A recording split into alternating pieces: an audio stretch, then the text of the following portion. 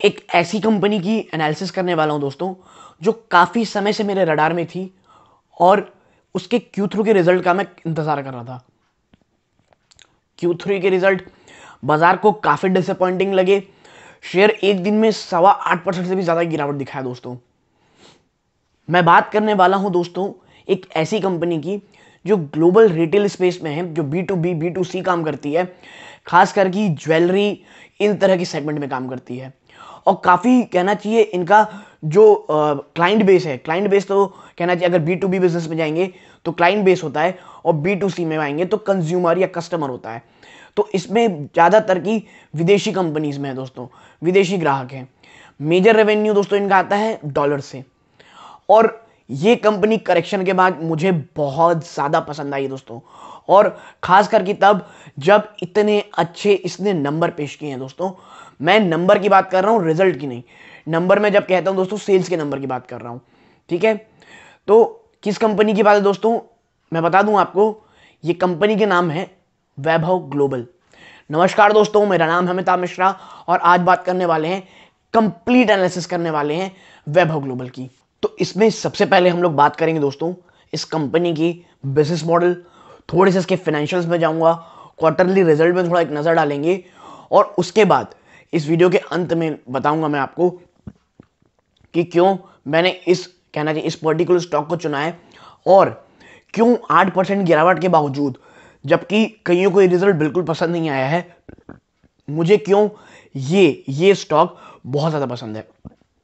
देखिए, अगर आप पहले बिजनेस मॉडल नहीं देखना चाहते हैं, आप ये जानना चाहते हैं कि मैंने इसको क्यों चुना, एक बार प्लीज़ सीधा वीडियो के आखिरी में जा करके वो पार्ट जहां मैं ये समझाने की कोशिश कर रहा हूं कि क्यों मैंने इसमें निवेश किया है, क्यों मुझे कंपनी अच्छी लगती है, उसे जाके ज़रूर देखें।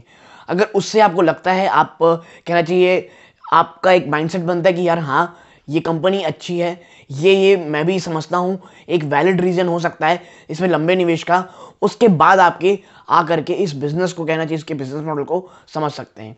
लेकिन एक बार ज़रूर कहूँगा दोस्तों, वीडियो को एकदम एंड तक देखिएगा।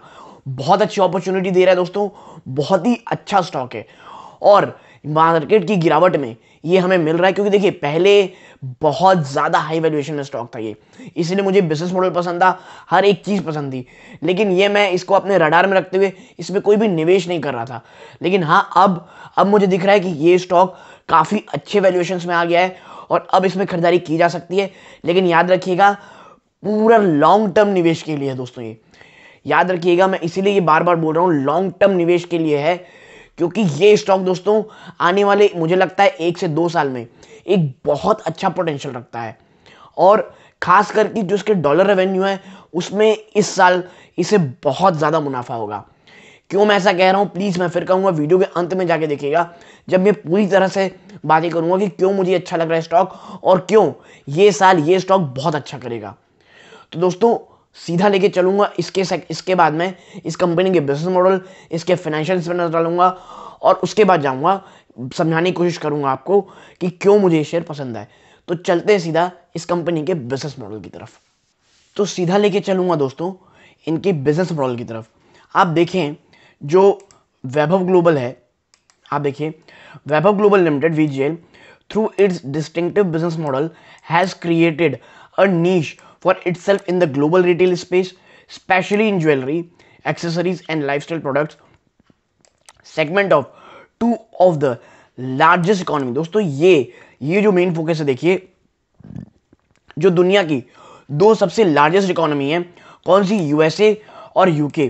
ये 2 जगह दोस्तों कंपनी बिजनेस करती है, B2B B2C, ठीक है। और आप समझिए, मुझे आप ये चीज़ को समझिए, ज्वेलरी प्रोडक्ट में करती है वर्क, लाइफस्टाइल प्रोडक्ट्स में करती है, और कहाँ करती है, जहाँ दोस्तों लोगों की डिमांड रहती है, यानी कि जहाँ लोगों के पास पैसे हैं, जैसे USA और UK। देखिए, जब मैं कहता हूँ पैसे हैं, तो आप समझिए वहाँ की इकॉनमी एक डेवलप्ड इकॉनमी है। बिजनेस प्रोस्पेक्टस से समझिए तो वाकई में आपको लगेगा कि हाँ, ये काफ़ी अच्छी जगह है इस बिजनेस के लिए, ठीक है। और ऐसा नहीं कि दोस्तों इसने कुछ काम मेहनत नहीं की। आप जरा इनको देखें, omni channel retail network, company owns the shop LC और फॉर USA। एक कंपनी शॉप करती है ओन, जिसका नाम है LC USA में, and shop TJC for UK। और यूके में दोस्तों ये टीजेसी के नाम से काम करती है, यानी यूएसए और यूके दोनों में अलग अलग नाम से ये बिजनेस करती है। Which are both 24 hour live shopping channels. ये दोस्तों 24 घंटे चलने वाला लाइव शॉपिंग चैनल भी है, ये जो यानी ये जो बिजनेस करती है दोस्तों, जो आप देख रहे हैं इधर एलसी फॉर यूएसए और टीजेसी फॉर यूके, ये दोनों ही चैनल के थ्रू होती है, 24 घंटे चैनल चलता रहता है। It also owns proprietary web platform tjc.co.uk and shopLC.com। सिर्फ चैनल ही नहीं दोस्तों, टीवी चैनल ही नहीं, ये वेब में भी हैं। tjc.co.uk समझ में आ रहा होगा कि यूके में काम करती है, और shopLC.com में। And has also launch applications of its retail platforms on smartphones. Presently about 67% of revenue come from TV platform and rest 33% revenue come from web platform. यानी दोस्तों 67% जो रेवेन्यू आता है ये आता है इनके चैनल के थ्रू, जो कहना चाहिए टीवी प्लेटफॉर्म है उस चैनल के थ्रू, प्लस जो 33% बचा हुआ वो आता है वेब प्लेटफॉर्म के थ्रू। और जिस तरह से वेब बढ़ रहा है दोस्तों, सिर्फ उसर ही नहीं दोस्तों, ये कहना चाहिए आने वाले समय में टीवी और जो वेब है दोनों का ज़बरदस्त कॉम्बिनेशन ही है बिजनेस, और इसीलिए दोस्तों मुझे काफ़ी ज़्यादा पसंद है ये बिजनेस। ठीक, आगे अगर हम बात करें कि भाई जोग्राफिकल कॉन्सेंट्रेशन कैसी है इसकी, तो मैं आपको बता दूं that the company has operation in 2 countries. 2 country में कंपनी का ऑपरेशन है, USA and UK. It has manufacturing and sourcing units in Mumbai and Jaipur. देखिए जो इनकी सोर्सिंग यूनिट्स हैं वो है मुंबई और जयपुर, यहीं से माल दोस्तों यूएसए और यूके में जाता है। ठीक है, it sources raw material from over 20 countries across the world including Thailand, China, Indonesia. आप डाइवर्सिफिकेशन देखिए दोस्तों इनके प्रोडक्ट्स की, है कहीं 1-2 जगह से नहीं, 20 अलग अलग देशों से ये अपने रॉ मटेरियल मंगाते हैं दोस्तों।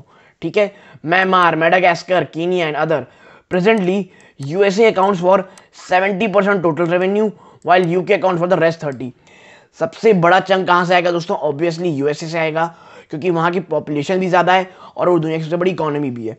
सेकंड यूके से आता है दोस्तों। ठीक है, डाइवर्सिफिकेशन ऑफ प्रोडक्ट, इनके प्रोडक्ट्स कितने डाइवर्सिफाइड हैं इसके बारे में चर्चा करते हैं। मैं एक सेकंड इसे मिटा लूँ दोस्तों। आप देखें अगर इनके प्रोडक्ट्स के ऊपर हम डाइवर्सिफिकेशन में जाएंगे, आप देखिए 1 सेकेंड, कहाँ गया, हाँ ये रहा। तो अगर हम डाइवर्सिफिकेशन में जाएंगे तो आप पाएंगे कि भाई company has been diversifying and now its jewellery item consist of 78% of revenue. जो इनकी ज्वेलरी आइटम है दोस्तों, और मैंने आपसे कहा था कि इनका मेन जो फोकस है ये ज्वेलरी आइटम है, और उस ज्वेलरी प्रोडक्ट से इनके पास 78% का रेवेन्यू जनरेट होता है दोस्तों।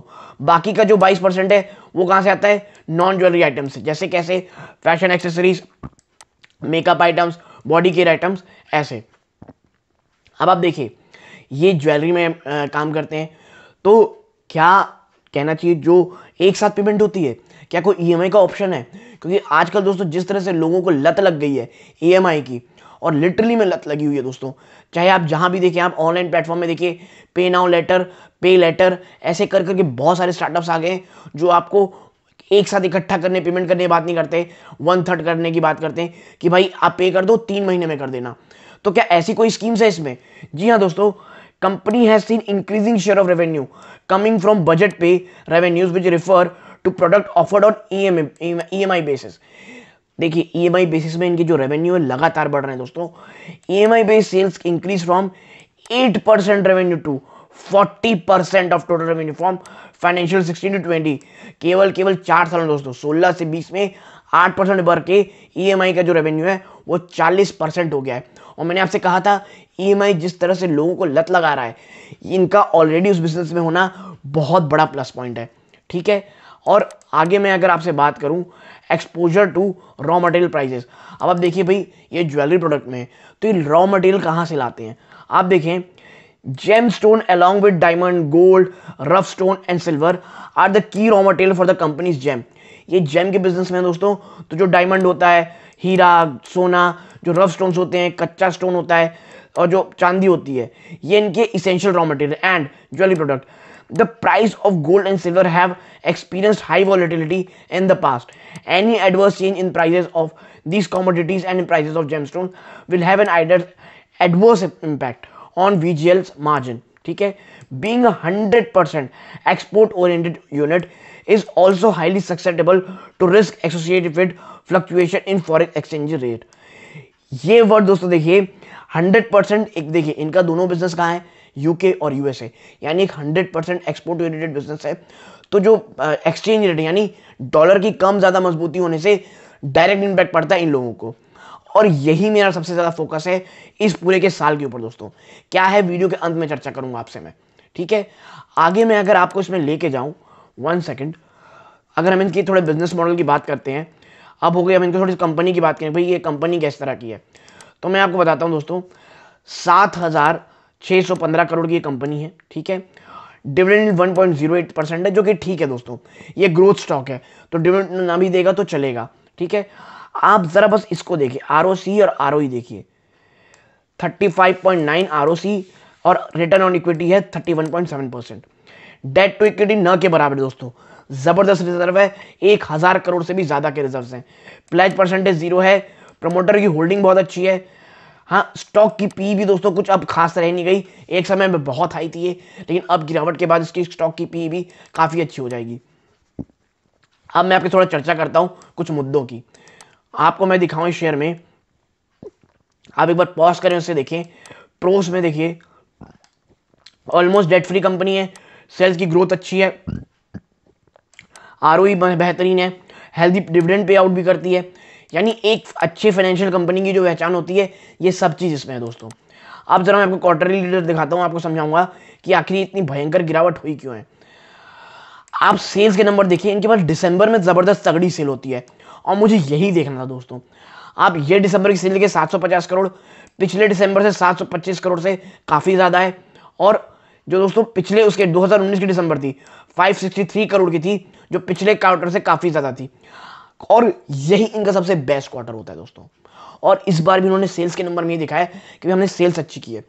प्रॉब्लम कहाँ आई है, आप जरा इनके एक्सपेंसेस में एक बार ध्यान दीजिए दोस्तों। एक्सपेंसेस कितने तगड़े बढ़े हैं दोस्तों, जहां 33% 32% हुआ करते थे, ये बढ़ करके 37.70।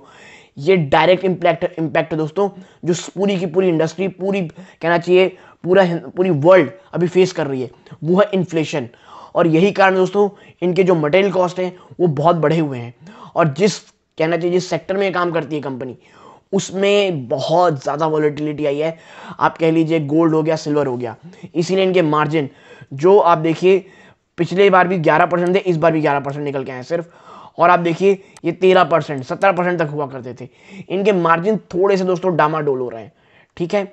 और बात करूं मैं अगर इनके नेट प्रॉफिट की, तो आप देखें इधर इनकी जो नेट प्रॉफिट दोस्तों, वो भी कोई बहुत ज़्यादा कम नहीं हुई है। आप देखिए केवल 70, इस बार 70 करोड़ है, क्वार्टर ऑन क्वार्टर में तगड़ा जंप है। लेकिन हाँ, ये आप कह सकते हैं कि भाई इनका जो, आप कह सकते हैं कि इनका जो ईयर ऑन ईयर बेसिस की बात करेंगे आप, तो आप देखिए इसमें थोड़ा सा नहीं, काफ़ी ज़्यादा आपको डेंट दिख रहा होगा। मैंने आपको बताया है इनके एक्सेस में अनप्रेसिडेंटेड उछाल है इनके मार्जिन में, जहां पिछले साल 17% थे, वो घट के केवल 11% हो गए।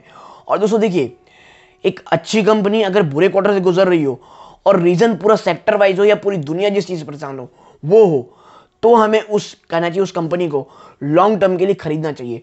और वैभव ग्लोबल जिस अट्रैक्टिव वैल्यूएशन में अब आ गया है, और आने वाले में अगर गिरावट होती है, तो हमें एसआईपी मोड या ऐसा एक कहना चाहिए, मैं आपके साथ चर्चा करूंगा किस तरह की खरीदारी करनी चाहिए। तो ऐसे मौके पे वैभव ग्लोबल एक बहुत अच्छी कंपनी हो सकती है। और जब मैं अच्छी कंपनी हो सकती है, सब यूं ही नहीं कह रहा दोस्तों, अगर मैं आपको इनकी शेयर होल्डिंग पैटर्न दिखाऊं, I will tell you one thing. आप देखिए, आप इसके जरा बैलेंस शीट में कैश रिजर्व भी दिखा दूं मैं आपको दोस्तों। सितंबर क्वार्टर की बात है, 1,000 करोड़ से ज्यादा के रिजर्व है। मार्च 2010 में केवल 110 करोड़ हुआ करते थे, वो बढ़ के 1,000 करोड़ से ज्यादा हो गए। और ऐसे समय में कैश रिच कंपनी दोस्तों ही तगड़े से सर्वाइव करती हैं और गजब का बाउंस बैक देती हैं। आपको मैं अगर इनकी शेयर होल्डिंग पैटर्न दिखाऊं, आप जरा पब्लिक होल्डिंग में इनकी देखिए किनका नाम आता है। अगर आप स्टॉक मार्केट में काफी पुराने हैं तो आपको इनका नाम जरूर पता होगा भाई, विजय केडिया जी का, वो इस कंपनी में है। आशीष कचोलिया जी, ये भी इनमें। तो इतने बड़े दिग्गज के मार्केट वाले इस शेयर में निवेशित हैं, तो कोई खराब कंपनी होगी नहीं दोस्तों। हाँ, आप ये कह सकते हैं इन्हें हल्का से इन्होंने प्रॉफिट बुकिंग की है दोस्तों, ठीक है। लेकिन क्यों की है? क्योंकि वैल्यूएशन बहुत अट्रैक्टिव थे, और थोड़ी बहुत प्रॉफिट बुकिंग हमेशा करनी चाहिए, ठीक है। तो आपने बैलेंस शीट देखी, आपने इनके कहना चाहिए बिजनेस मॉडल को देखा, सब बहुत ज़्यादा अच्छे हैं। अब बात करूंगा गिरावट जो मार्जिन के कारण हुई है, ये क्यों एक ज़बरदस्त मौका है for a long term investment. तो अब चलते हैं इस वीडियो के आखिरी सेक्शन में, जहां मैं बात करूंगा कि क्यों मुझे ये stock for a longer term पसंद है और ये साल इस शेयर के लिए क्यों शायद अच्छा हो सकता है। तो सीधा चलते हैं इस वीडियो के आखिरी सेक्शन में। दोस्तों अब इस सेक्शन में बात करूंगा कि क्यों मुझे ये शेयर पसंद है इस साल में। देखिए एक बात समझिए, ये साल जो है ना, भारत अपने बहुत बड़े बड़े जो बॉन्ड इन्होंने जो बॉन्ड जो देश एक बॉन्ड रिलीज करता है ओपन मार्केट में, वैश्विक बाजारों में कर्ज उठाने के लिए, उसकी पेमेंट इस साल होनी है दोस्तों। और इस साल जब पेमेंट करेगा भारत, तो इसकी जो रुपी है दोस्तों, रुपी वीक होगा। जिस तरह से आप देखिए, पहला रीजन ये रुपी वीक होने का कि भारत सरकार पेमेंट करेगी बॉन्ड्स को, और बॉन्ड्स में पेमेंट हमेशा डॉलर में होती है। इस कारण आपको दिख रहा होगा कि भारत की करेंसी बहुत ज़्यादा, कहना चाहिए पिछले काफ़ी समय से बहुत अंडर परफॉर्म कर रही है, और ये अंडर परफॉर्मेंस दोस्तों लगातार जारी रहेगा इस साल तक, जिसके कारण रुपए वीक होगा और डॉलर मजबूत होगा। और वहीं दोस्तों आपको दिख रहा होगा फेड की तरफ से ये मीटिंग निकल, फेड की तरफ से ये कहना चाहिए बातें हो रही हैं कि भाई अब हम क्या करेंगे, हम भैया अब अपने जो बॉन्ड यील्ड है वो बढ़ाएंगे, और उसके कारण डॉलर और मजबूत होगा दोस्तों, जिसका इनडायरेक्ट बेनिफिशियरी ये स्टॉक होने वाला है, क्योंकि 100% दोस्तों एक्सपोर्ट ओरिएंटेड बिजनेस है, और इस साल डॉलर बहुत ज़्यादा मजबूत होने वाला है, जिसके कारण इसके जो कहना चाहिए ओवरसीज रेवेन्यू है, जो ये कहना ओवरसीज रेवेन्यू आते हैं, ओवरसीज का वर्ड गलत हो सकता है क्योंकि ये 100% एक्सपोर्ट ओरिएंटेड बिजनेस है। तो जब ये डॉलर में अब दोस्तों डॉलर में जब आएंगे, आप देखिएगा बहुत ज़्यादा इनकी बैलेंस शीट हमें मजबूत दिखाई देगी, और रुपी वीक होगा, डॉलर मजबूत हो रहा है, सबसे ज़्यादा फायदा इन्हें होगा दोस्तों, वैभव ग्लोबल को। ओमिक्रॉन के केसेस अब कम हो रहे हैं, इकोनॉमी खुल रही है, यूके और यूएसए और यूएसए का दोस्तों अभी भी थोड़ी बहुत कहना चाहिए केसेस हैं, बट यूके अब पूरी तरह से दोस्तों धीरे धीरे खुल रहा है। ओमिक्रॉन के भी केसेस कम होते दिखाई देंगे। भारत में तो अभी ये पीक में है, लेकिन भारत में ये बिजनेस करती नहीं कंपनी दोस्तों। सेल्स के नंबर अच्छे दोस्तों, मानता हूं मार्जिन में डेंट आया है, और यही कारण है कि ये शेयर को इतना ज़्यादा पनिश किया जा रहा है। और लिटरली मैं आपको बता रहा हूं दोस्तों, फॉर अ लॉन्गर टर्म मुझे ये शेयर बहुत पसंद है। मंडे में अगर बजट के कारण गिरावट होती है शेयर में बहुत ज़्यादा, मैं इस शेयर को ज़रूर से ज़रूर लूँगा अपनी पर्सनल होल्डिंग में। लेकिन याद रखिएगा, मैं इसको सिर्फ फॉर अ लॉन्गर होराइजन ले रहा हूँ दोस्तों। कभी भी इसमें निवेश करूंगा, इस बात के लिए तैयार हूं कि भाई यहां से भी 10-12% अगर ये शेयर गिरेगा तो मैं और एक्यूमुलेट करूंगा। आपने देखा बड़े बड़े निवेशक अजय केडिया जी जैसे इस शेयर में हैं, और मुझे इसका बिजनेस मॉडल, इसकी पास बैलेंस शीट जो है, इनके पास कैश रिजर्व्स है, प्लस इस पूरे साल जो इन्हें कहना चाहिए प्रॉफिट होने वाला है डॉलर की मजबूती से, ये शेयर एक बहुत अच्छी अपॉर्चुनिटी दे रहा है निवेश की फॉर अ लॉन्गर टर्म दोस्तों। अगर आप मेरी बात से सहमत हैं, वीडियो को लाइक कीजिए, चैनल सब्सक्राइब कीजिए, ताकि ऐसी ही स्टॉक स्पेसिफिक एनालिसिस, एक हिडन जेम्स मैं आपके लिए लाता रहूं। लेकिन याद रखिए दोस्तों, मैं कोई सेबी रजिस्टर्ड नहीं हूं, जो मैं खुद फॉलो करता हूं रूल और स्टॉक करता हूं, आपके साथ मैं शेयर करता हूं। तो लेकिन आपको कोई भी नया निवेश या कोई इन्वेस्टमेंट करने से पहले अपने फाइनेंशियल एडवाइजर से एडवाइस ज़रूर लेनी दोस्तों, या रिसर्च कीजिए। आप भी थोड़ी रिसर्च कीजिए, ताकि आपको भी अपने निवेश में भरोसा हो और मजबूती आए। यहाँ तक जुड़े रहने की धन्यवाद दोस्तों। ये इस वीडियो का अंत है। जय हिंद दोस्तों।